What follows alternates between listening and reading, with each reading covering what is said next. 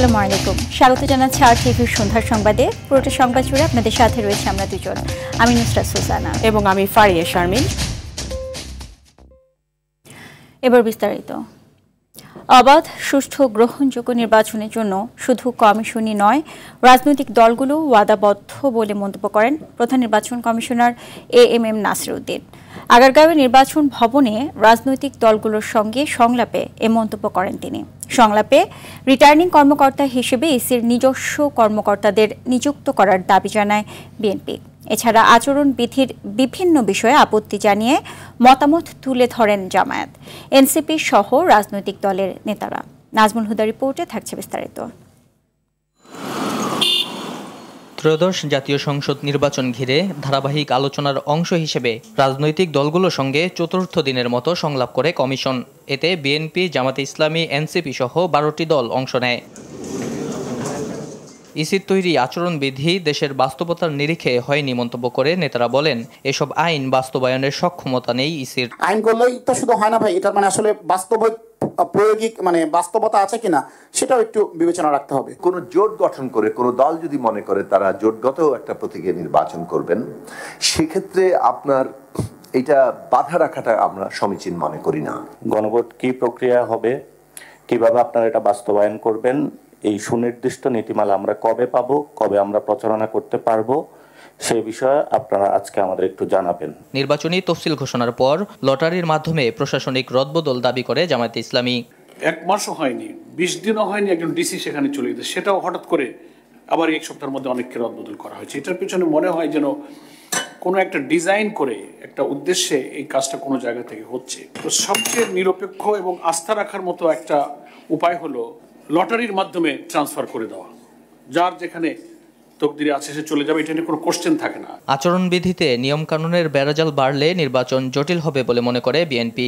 আপনারা একবার সাহস করে এই সিদ্ধান্তটা নেন যে রিটার্নিং অফিসার আপনাদের নির্বাচন কমিশন থেকে থাকবে, অ্যাসিস্ট্যান্ট রিটার্নিং অফিসার আপনাদের নির্বাচন কমিশনে ডেডিকেটেড লোকেরা হবে, এবং দেখবেন যে এটা এখানে একটা এই একটা সিদ্ধান্তের মাধ্যমে বাংলাদেশের রাজনীতিতে গুণগত পরিবর্তন আসবে। সংলাপে সিইসি প্রার্থীদের আচরণবিধি মানার জন্য রাজনৈতিক দলগুলোকে ভূমিকা পালনের আহ্বান জানান। আপনারা সবাই, শুধু নির্বাচন কমিশন একা নয়, আপনারা সবাই কিন্তু জাতির কাছে ওয়াদাবদ্ধ একটা সুন্দর, ক্রেডিবল, গ্রহণযোগ্য নির্বাচন নিশ্চিত করার জন্য আপনারাও নির্বাচন সুষ্ঠু ও গ্রহণযোগ্য করতে সবার সহযোগিতা প্রত্যাশা করেন সিইসি। আর দ্বিতীয়ত আপনাদের সহযোগিতা চাওয়া। নাজমুল হুদা, RTV, ঢাকা।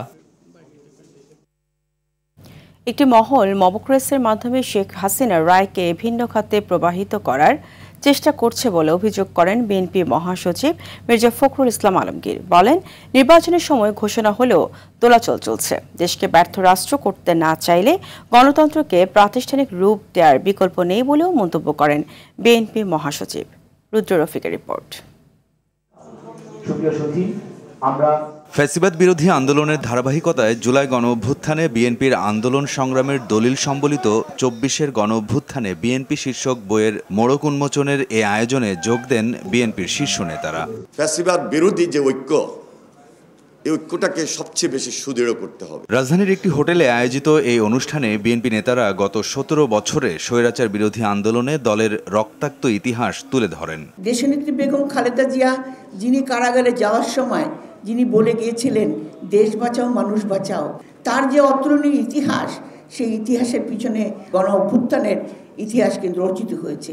এ সময় বিএনপি মহাসচিব মির্জা ফখরুল ইসলাম আলমগীর বলেন, দেশ একটি ক্রান্তিকালের মধ্য দিয়ে অতিবাহিত হচ্ছে। গণতন্ত্রকে কেবলমাত্র নির্বাচনের সময় সীমাবদ্ধ রাখলে চলবে না, বরং এটি হতে হবে ধারাবাহিক সামাজিক ও রাজনৈতিক প্রক্রিয়ায়। আজকে আমরা একটা ট্রানজিশনাল পিরিয়ডে আছি, একটা দোলাচল চলছে। নির্বাচনের সময় ঘোষণা হয়েছে, এখনো শিডিউল হয়নি, হবে আশা করছি। নির্বাচনই কিন্তু সব শেষ নয়। যদি আমরা ব্যর্থ রাষ্ট্রে পরিণত হতে না চাই, তাহলে গণতন্ত্রকে আমাদের এখানে নারিশ করতে হবে, তাকে প্রতিপালন করতে হবে। তিনি আরো বলেন, পরিকল্পিতভাবে শেখ হাসিনার রায়ের গুরুত্ব কমিয়ে দেওয়ার চেষ্টা চলছে। আপনার একদিকে ফ্যাসিস্ট হাসিনার মানবতা বিরোধী অপরাধের জন্য রায় দেওয়া হচ্ছে, অন্যদিকে দেখি মব ভায়োলেন্স চলছে। এটা কিসের আলামত আমি জানি না।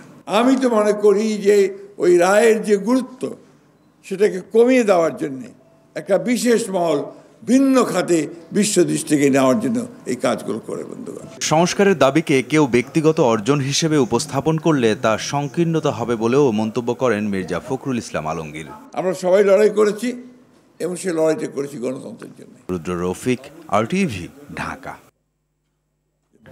ফেব্রুয়ারির শুরুতে নির্বাচনে সশস্ত্র বাহিনীর সহযোগিতা চেয়েছেন অন্তর্বর্তী সরকারের প্রধান উপদেষ্টা ডক্টর মোহাম্মদ ইউনূস। সকালে সামরিক বাহিনী কমান্ড ও স্টাফ কলেজের গ্র্যাজুয়েশন সনদ বিতরণ অনুষ্ঠানে প্রধান উপদেষ্টা জানান, যে কোনো পরিস্থিতিতে আইনশৃঙ্খলা পরিস্থিতি ঠিক রাখা হবে। সংস্কার, বিচার ও নির্বাচন নিয়ে সরকার কাজ করে যাচ্ছে বলেও জানান প্রধান উপদেষ্টা। রিপোর্ট জানাচ্ছেন Zahid Rahman. Defence services and staff কলেজে গ্র্যাজুয়েশন সনদ বিতরণ অনুষ্ঠানে যোগ দেন প্রধান উপদেষ্টা ডক্টর মোহাম্মদ ইউনূস।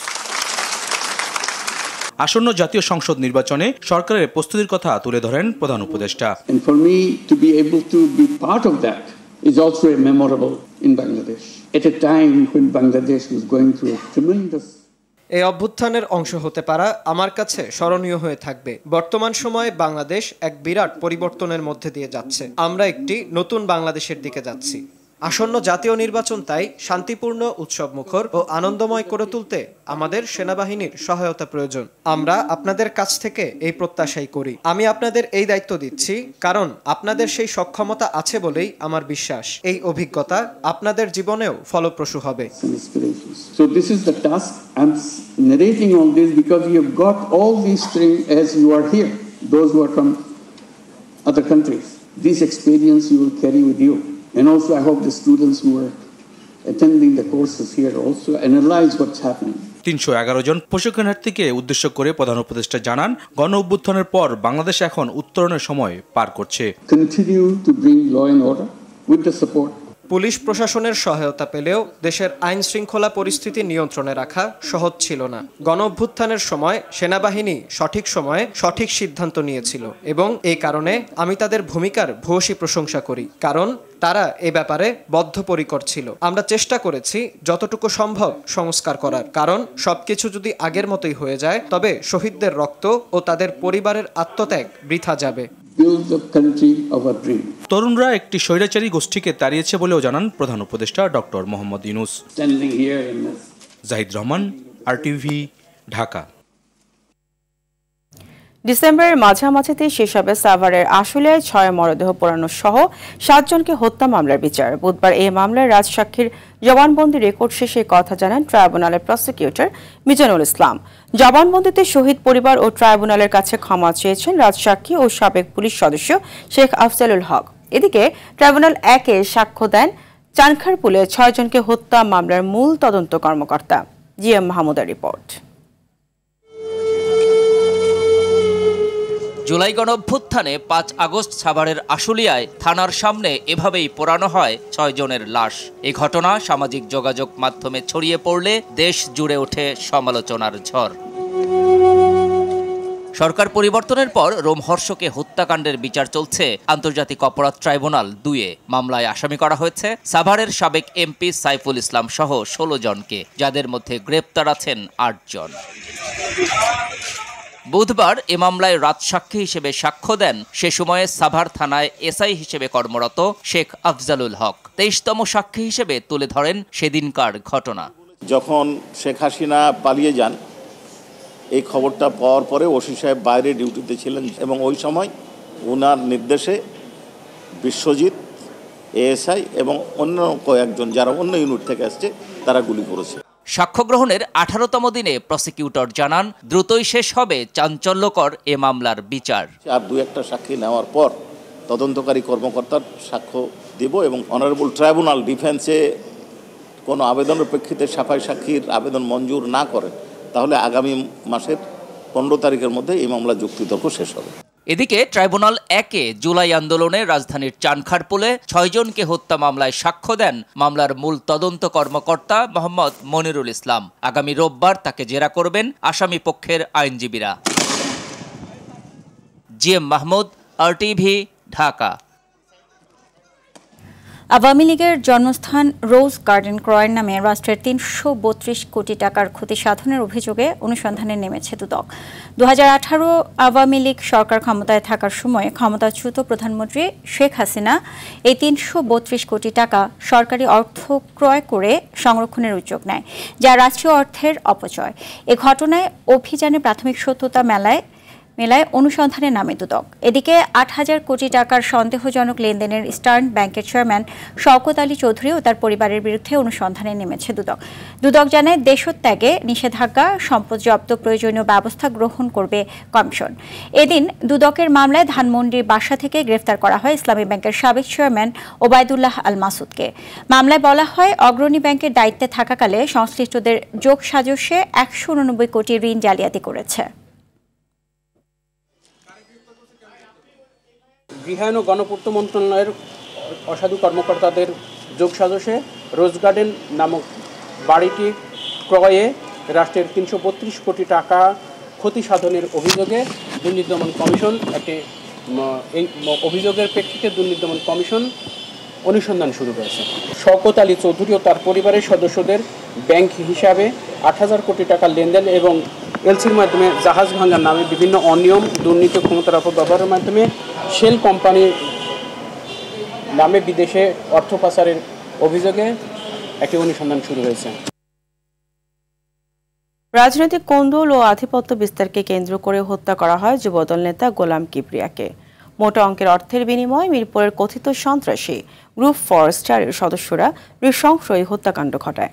হত্যায় সম্পৃক্ত আরও 2 জনকে গ্রেপ্তারের পর বুধবার সংবাদ সম্মেলনে এসব তথ্য জানান র্যাব 4-এর অধিনায়ক লেফটেন্যান্ট কর্নেল মোহাম্মদ মাহবুব আলম। সাদিয়া কানিজের রিপোর্টে থাকছে বিস্তারিত। পল্লবীতে প্রকাশ্যে গত 17 নভেম্বর গুলি করে হত্যা করা হয় পল্লবী থানা যুবদলের সদস্য সচিব গোলাম কিবরিয়াকে। কেউ কিছু বুঝে ওঠার আগেই হেলমেটধারী 3 জন অতর্কিতে খুব কাছ থেকে গুলি চালায় তার উপর। হত্যার পর পালিয়ে যাওয়ার সময়ই একজনকে আটক করে পুলিশে দেয় স্থানীয়রা। ঘটনার একদিন পর পল্লবী থানায় হত্যা মামলা করে কিবরিয়ার পরিবার। র্যাবের অভিযানে আশুলিয়ার বিরুলিয়া থেকে সন্ত্রাসী পাতা সোহেল ও টঙ্গী থেকে বুকপুরা সুজন ধরা পড়ে। তারা 4 স্টার গ্রুপের সদস্য। গোয়েন্দা তথ্যের মাধ্যমে যেটা দেখেছি, এখানে 4 স্টার নামক 4 জন স্টার, সন্ত্রাসী মামুন, কিলার ইব্রাহিম, সন্ত্রাসী শাহাদাত, সন্ত্রাসী মুক্তার, এদের ছত্রছায়ায় মিরপুরের বিভিন্ন এলাকায় বিভিন্ন সময় যে সকল অরাজকতা বা সন্ত্রাসী কার্যক্রমগুলো করা হয় তাদের একটা মদত রয়েছে বলে আমরা জানতে পেরেছি। পাতা সোহেল তাদেরকে টাকা দিয়েছে এবং যে জনি গ্রেফতার হয়েছে তাকে 30,000 টাকা দেওয়া হয়েছে। আর ঘটনার দিন তাকে 1,000 টাকা দেয় এবং 30,000 টাকা তার সাথে কন্ট্যাক্ট করে। গ্রুপটি দীর্ঘদিন ধরেই হত্যা, চাঁদাবাজি, মাদক কারবার সহ মিরপুরে বিভিন্ন সন্ত্রাসী কর্মকাণ্ড চালিয়ে আসছে। তাদের বিরুদ্ধে একাধিক মামলা রয়েছে। র্যাব বলছে উপরের কারো নির্দেশে এই হত্যাকাণ্ড ঘটানো হয়েছে কিনা তা তদন্তে বেরিয়ে আসবে। এখানে 2টা জিনিস কাজ করেছে। একটা হচ্ছে মিরপুর এলাকা কেন্দ্রিক যে আধিপত্য বিস্তার, সেটা চাঁদাবাজি, মাদক এবং অন্যান্য যে সকল সন্ত্রাসী কার্যক্রম আছে সেটা একটা ব্যাপার। আর দ্বিতীয় হচ্ছে রাজনৈতিক কোন্দল। এর আগে যাদের সাথে ওনার সখ্যতা ছিল, এই রাজনৈতিক মেরুকরণের পরে সেই সখ্যতাটার এগেনস্টে তিনি কাজ করছিলেন। বেসিক্যালি বিভিন্ন জায়গায় চাঁদাবাজি কিংবা মাদক ব্যবসা এগুলাতে তার সাপোর্ট ছিল না, যতটুকু আমরা জানতে পেরেছি। এই কারণেই হয়তো এই ঘটনাটা সংঘটিত হতে পারে। জড়িত বাকি আসামিদের ধরতে অভিযান চলছে বলেও জানায় র্যাব। আমরা অনুমান করতে পারি এখানে উপর থেকে আরো ইন্ধন থাকার সম্ভাবনা আছে। সাদিয়া কানিজ, RTV, ঢাকা। প্রায় 5 ঘন্টা পর গাজীপুরের বাঘের বাজার কয়েল কারখানায় আগুন নিয়ন্ত্রণে এনেছে ফায়ার সার্ভিস। তবে এই ঘটনায় কেউ হতাহত হয়নি। প্রত্যক্ষদর্শীরা জানায় দুপুর 12টার দিকে হঠাৎ বিকট শব্দের পর কারখানার ভেতর থেকে ধোঁয়া বের হতে থাকে। মুহূর্তের মধ্যে আগুন পুরো কারখানায় ছড়িয়ে পড়ে। প্রথমে কারখানার নিরাপত্তা কর্মীরা অগ্নি নির্বাপনের চেষ্টা করলেও আগুনের তীব্রতা দ্রুত নিয়ন্ত্রণের বাইরে চলে যায়। পরে খবর পেয়ে ফায়ার সার্ভিসের 9টি ইউনিট প্রায় 5 ঘন্টা চেষ্টা করে আগুন নিয়ন্ত্রণে আনে। গাজীপুর ফায়ার সার্ভিসের উপসহকারী পরিচালক মোহাম্মদ মামুন জানান, কারখানাটিতে বিভিন্ন ধরনের তেল ও কেমিক্যাল মজুদ ছিল। এ কারণে আগুন দ্রুত ছড়িয়ে পড়ে এবং নিভাতে বেশ বেগ পেতে হয়।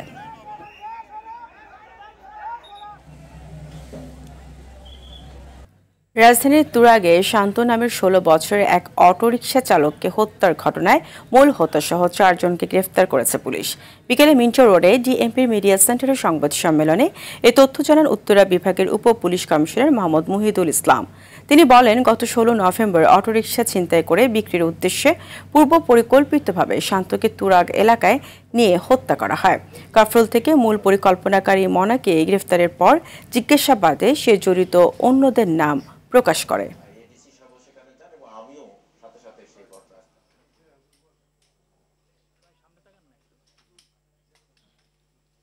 একটি ফুসরো তো দেই নাই, এক সময় গ্যাপ করিনি, কারণ আমাদের মনে হয়েছে যে একটা গ্যাপ করলে আমরা হয়তো আসামি গ্রেপ্তারে ব্যর্থ হব।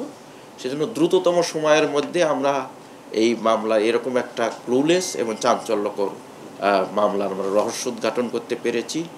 আমরা এই অটো উদ্ধার করতে পেরেছি। এই হত্যাকাণ্ডে জড়িত আমাদের ছুরি এবং আমাদের যে আমাদের রশিটা আমরা উদ্ধার করেছি। গ্যাস বিদ্যুৎ সংকটের কারণে ব্যাহত হচ্ছে উৎপাদন। এতে রপ্তানি চ্যালেঞ্জের মুখে বলে জানান শিল্পোদ্যোক্তারা। সংকট মোকাবেলায় নবায়নযোগ্য জ্বালানি খাতে নীতি সহায়তার তাগিদ দেন তারা। দেশে গ্যাসের যথেষ্ট মজুদ আছে মন্তব্য করে বাপেক্সের পাশাপাশি গ্যাস উত্তোলনে বিদেশি কোম্পানিকেও নিয়ে আসার আহ্বান জানান জ্বালানি বিশেষজ্ঞরা। আরও জানাচ্ছেন তৌহিদুর রহমান। জ্বালানি সংকটের কারণে বেশ কিছুদিন ধরে দেশের শিল্প প্রতিষ্ঠানে উৎপাদন ব্যাহত হচ্ছে। নিরবচ্ছিন্ন জ্বালানি সরবরাহের আশ্বাসে দাম বাড়ার পরও কাঙ্ক্ষিত সেবা মিলছে না।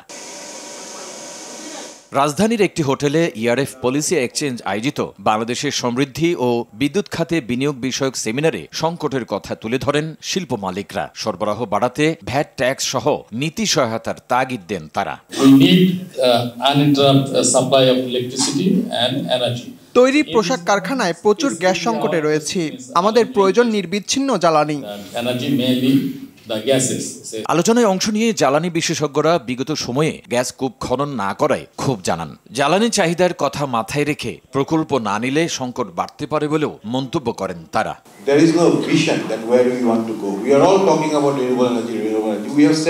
জ্বালানি সংকটের কারণে পরবর্তী সরকার চ্যালেঞ্জের মুখে পড়বে। দরকার কূপ খনন। বিনিয়োগের জন্য রাজনৈতিক স্থিতিশীল পরিবেশ দরকার মন্তব্য করে অর্থনীতি এগিয়ে নিতে সমন্বিত উদ্যোগের তাগিদও দেন বক্তারা। Our energy policy will be mixed bag. Our leader Mr. Tareq Rahman has repeatedly said we're going to focus on sustainable development. আমাদের নেতা তারেক রহমানের জ্বালানি নীতি হবে সমন্বিত। Solar, it will include wind, which means we're going to focus on renewable. I'll be always there on behalf of the business community to fight it out. সবাইকে নিয়ে নীতি সহায়তা পেলে দেশের ব্যবসা বাণিজ্য এগিয়ে যাবে। দেশীয় বিনিয়োগকারীদের নীতি সহায়তা না দিলে বিদেশি বিনিয়োগ আসবে না বলেও জানান আলোচকরা। তৌহিদুর রহমান, আরটিভি, ঢাকা।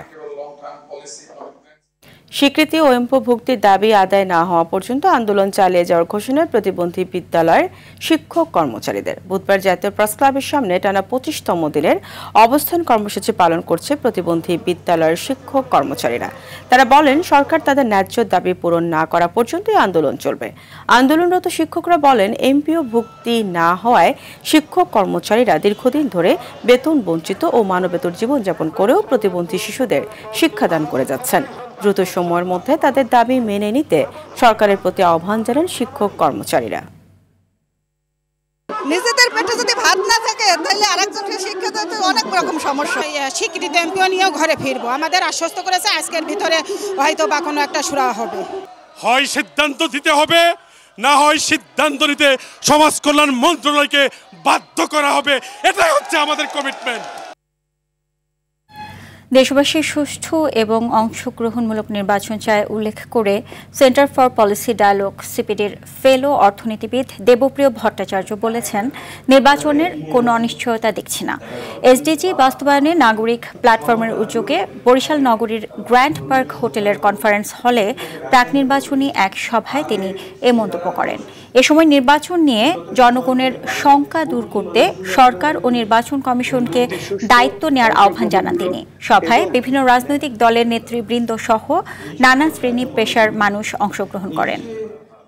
একটি সুষ্ঠু অংশগ্রহণমূলক এবং ন্যায্য নির্বাচন করার ক্ষেত্রে ওনারা বেশ কিছু পরামর্শ দিয়েছেন। ওনাদের একটা পরামর্শের অংশ হলো প্রার্থিতা নিয়ে। ওনারা মনে করেন দলগুলোকে আরো দায়িত্বশীলতার সাথে দুর্নীতিমুক্ত, যোগ্য, দেশপ্রেমিক প্রার্থীকে মনোনয়ন দেওয়া উচিত বলে ওনারা মনে করেন। শেখ হাসিনার রায়ের পর দেশে কোনো অস্থিরতা নেই জানিয়ে স্বরাষ্ট্র উপদেষ্টা জাহাঙ্গীর আলম চৌধুরী বলেন, এবারের বিজয় দিবস উদযাপনে নিরাপত্তা নিয়ে কোনো শঙ্কা নেই। সকালে সচিবালয়ে বিজয় দিবসের নিরাপত্তা সংক্রান্ত সভা শেষে এই কথা বলেন তিনি। এ সময় তিনি বলেন, এবার বিজয় দিবসে কুচকাওয়াজ হচ্ছে না, তবে দিবসটি ঘিরে অন্য সব অনুষ্ঠান ভালোভাবে সম্পন্ন করতে সকল প্রস্তুতি নেওয়া হচ্ছে। রাতে গ্রেপ্তারি পরোয়ানা ছাড়া ডিবি পরিচয়ে সাংবাদিককে বাসা থেকে তুলে নিয়ে যাওয়ার প্রশ্নে উপদেষ্টা বলেন, বিষয়টি খতিয়ে দেখা হবে।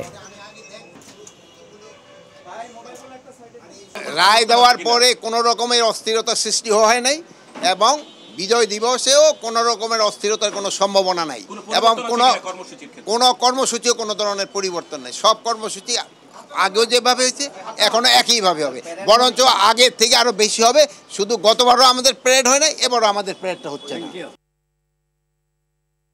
সুনামগঞ্জের ছাতকে বাজারের ভূমি নিয়ে বিরোধের জেরে 2 গ্রামের লোকজনের সংঘর্ষে 25 জন আহত হয়েছে। সকালে উপজেলার নানুশ্রী ও সিদ্ধারচর গ্রামের লোকজনের মধ্যে এই সংঘর্ষ হয়। খবর পেয়ে পুলিশ এসে পরিস্থিতি নিয়ন্ত্রণে আনে। বর্তমানে এলাকার পরিস্থিতি শান্ত আছে। এদিকে ফুটবল খেলা নিয়ে সিরাজগঞ্জের পৌর এলাকার হোসেনপুর ও মালসাপাড়া মহল্লাবাসীর মধ্যে গত 3 দিন ধরে দফায় দফায় সংঘর্ষ চলছে। রাত হলেই 2 মহল্লাবাসী সড়কের উপর লেজার লাইট জ্বালিয়ে এই সংঘর্ষ চালায়। এতে 2 গ্রুপের বেশ কয়েকজন আহত হয়েছে বলে জানায় স্থানীয় হাসপাতাল কর্তৃপক্ষ।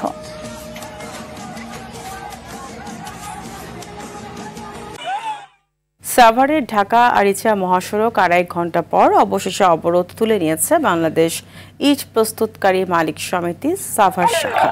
বেলা 12টায় যৌথ বাহিনী, পুলিশ ও র্যাবের উপস্থিতিতে ইট ভাটা সমিতির মালিকদের সঙ্গে আলোচনার পর ভাটা মালিক ও শ্রমিকরা অবরোধ তুলে নেয়। এর আগে সকাল 9:30টার দিকে ঢাকা আরিচা মহাসড়কের সালেহপুর ব্রিজ এলাকায় মানববন্ধন ও বিক্ষোভ মিছিল করেন বাংলাদেশ ইট প্রস্তুতকারী মালিক সমিতি সাভার শাখা।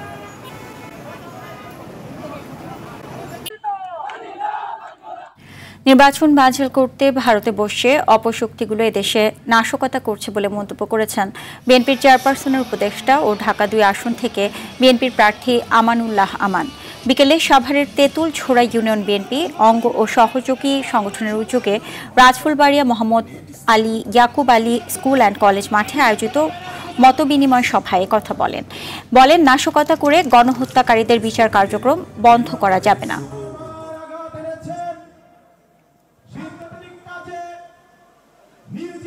নির্বাচনের বিকল্প নেই।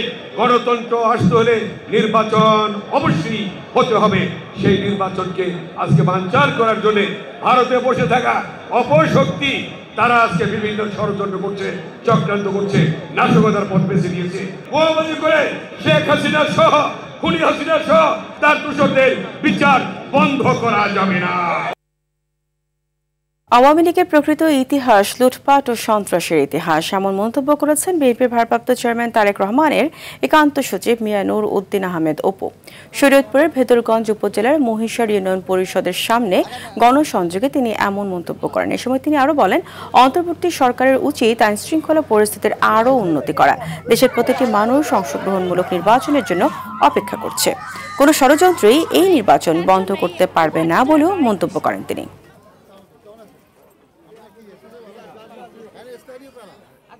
15 থেকে 25 তারা গত 17 বছরে ভোট দেখেও নাই, ভোট দিতেও পারে নাই। তারা ভোট দেওয়ার জন্য মুখিয়ে আছে। যত তাড়াতাড়ি এদেশের মানুষ ভোটের সুষ্ঠু পরিবেশ সৃষ্টি করে দেশে একটা সুন্দর অংশগ্রহণমূলক নির্বাচন করার জন্য সমগ্র জাতি অপেক্ষায়। ওলামা মাশায়েখদের উপর জুলুম নির্যাতন আল্লাহ সহ্য করে না, তাই শেখ হাসিনার শাস্তি দিয়েছেন, এমন মন্তব্য করেছেন বিএনপির স্বেচ্ছাসেবক বিষয়ক সম্পাদক মীর শরফত আলী সুপু। দুপুরে মুন্সিগঞ্জের সিরাজদি খান উপজেলার সৈয়দপুর জামিয়া এমদাদিয়া মাদ্রাসা প্রাঙ্গণে লিফলেট ও শিক্ষার্থীদের মাঝে কম্বল বিতরণ অনুষ্ঠানে তিনি এসব কথা বলেন। এ সময় তিনি আরও বলেন, আগামী ফেব্রুয়ারিতেই নির্বাচন হবে, এ বিষয়ে কোনো ব্যত্যয় ঘটবে না। মহান রাব্বুল একজন আছেন তো, আলেম মাশায়েখদের উপর অত্যাচার জুলুম করে আল্লাহ সহ্য করতে পারে না। আল্লাহ তার শাস্তি দিয়েছে এবং এই বিচার বাংলাদেশেই হাসিনার হয়েছে। সময় মতো নির্বাচন হবে, এর কোনো ব্যর্থই ঘটবে না। পবিত্র মাহে রমজান উপলক্ষে মাসব্যাপী আরটিভির ১৬তম হিফজুল কোরআন প্রতিযোগিতায় GPH Ispat Alokito Quran 2026 powered by RFL pipe and ফিটিংসের অডিশন চলছে সারা দেশব্যাপী। আজ রাজশাহী মহানগরীর হেতম খান এলাকার রওজাতুস সালেহীন মসজিদ ও মাদ্রাসাতে অডিশন অনুষ্ঠিত হয়। এই সময় জেলার বিভিন্ন হাফেজিয়া ও কওমি মাদ্রাসার শতাধিক প্রতিযোগী অংশ নেয়। অনুষ্ঠানে বিচারক হিসেবে দায়িত্ব পালন করেন হাফেজ কারি মাহাদি হাসান ও হাফেজ কারি মাওলানা জাহিদুল জামান। তরুণ প্রজন্মকে কোরআনের চর্চা উদ্বুদ্ধ করতেই প্রতিযোগিতা। পরে বিজয়ীদের হাতে ইয়েস কার্ড তুলে দেওয়া হয়। আগামী 22 নভেম্বর ঢাকার উত্তরায় অডিশন অনুষ্ঠিত হবে।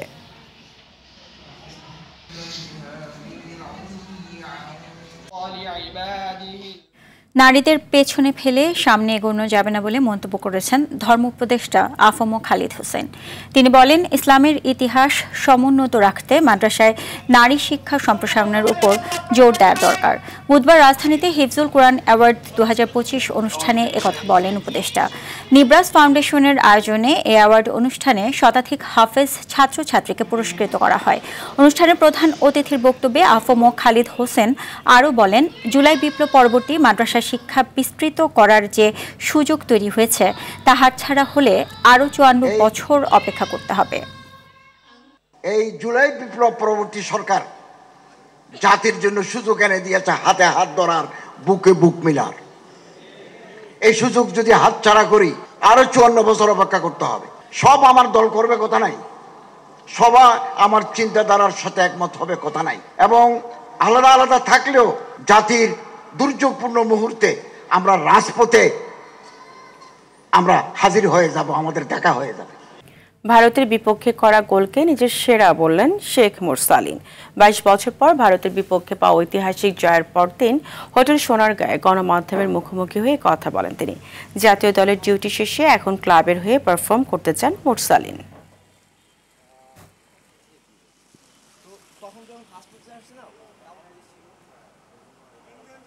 গোল হয়েছে হ্যাঁ, বাট রাকিব ভাইয়ের কৃতিত্বটা আমি এখানে অনেক বেশি দিতে চাই, কারণ যেভাবে বল নিয়ে রান করে আমাকে সুন্দরভাবে অ্যাসিস্ট করছে, সো আমি ক্রেডিট দিতে চাই ওনাকে। আর গোল একটা হয়েছে, আবার আমরা লুজও করতে পারতাম, সো এই জন্য বলবো না যে আমি গোল দিচ্ছি এই জন্য জিতছে, সবার খুবই ছিল। অবশ্যই লক্ষ্য তো বড় রাখাই উচিত সবারই, এখন দোয়া করবেন যেন আরও গোল করতে পারি। সন্ধ্যার সংবাদ এ পর্যন্তই। রাতের সংবাদ 11:15 দেখার আমন্ত্রণ রইল। ধন্যবাদ সবাইকে। সবাইকে ধন্যবাদ।